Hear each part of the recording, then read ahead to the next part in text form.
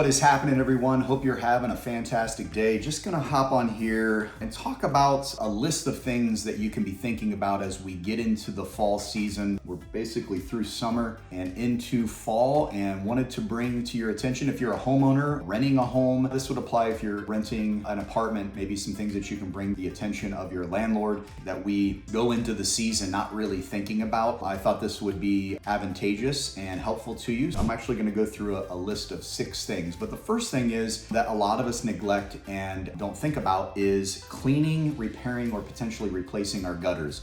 Obviously, we're going into fall, so we're gonna have lots of leaves. So as those leaves finish falling, you wanna make sure your gutters get cleaned out so that the water, the frozen ice and snow, depending on what part of the country that you're in, making sure that those gutters are not clogged. That can create some problems if the water is not running away from the foundation or from the house, and those gutters have a purpose and a reason. When I was a young adult and lived in a home, gutters were the last thing from my mind and didn't really think about them, took them for granted. Then you get up there and they're just a huge mess and create obvious problems. So be cognizant of that. Jump on a ladder after obviously the leaves fall and make sure that those gutters are cleaned, and if they need repaired or replaced, get those done, because a gutter does have its advantages and benefits to your home. The second thing is we want to check for drafts. Check for air coming in under the door, to the sides of the door, above the doors. Each door, all the windows. Energy costs, if you haven't been paying attention, my energy bill is up probably 20-25% at least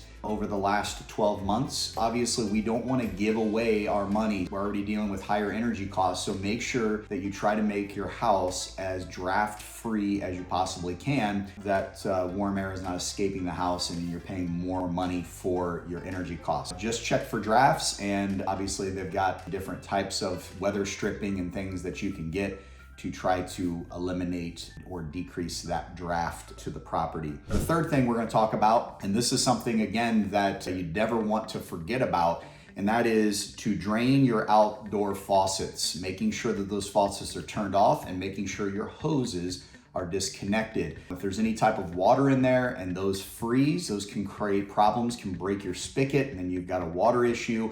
So you want to make sure that all of your outdoor faucets are drained and hoses are disconnected from those outside spigots there. Number 4 is change your filters. I may have talked about this in a previous video, but an air filter you should probably put in your reminders on your phone. Depending on what type of air filter that you have, you should more than likely be changing that once a month, once every 60 days, once every 90 days, probably at the very maximum. They do have the higher end air filters, and so a lot of people tell you should do it once a month, but there's a lot of dirt that builds up in there and it can cause your furnace to not run properly and to have to force more air because it's clogged or that it's covered and has a ton of dirt and dust and so on and so forth. So make sure that you're changing your air filters, and let this be a reminder that you can really change all of your filters in your home. Maybe your refrigerator, water dispenser has a filter in there. Make sure that you're changing that. A lot of those mechanisms are technology driven, have reminders and little noise makers that tell you when they need to be changed. But changing all your filters is a great idea. You can obviously make sure that your equipment lasts as long as possible, and obviously your air quality is cleaner and whatnot. Number 5, you want to change your batteries in your smoke detectors and your carbon monoxide detectors. This is vitally important. Obviously, these are life-saving devices. You should have a smoke detector in your home. You should have a carbon monoxide detector in your home. These are not that expensive. You should run out, if you don't have one, get them put into your home. And obviously, we want to make sure that we're checking to make sure the battery life is good.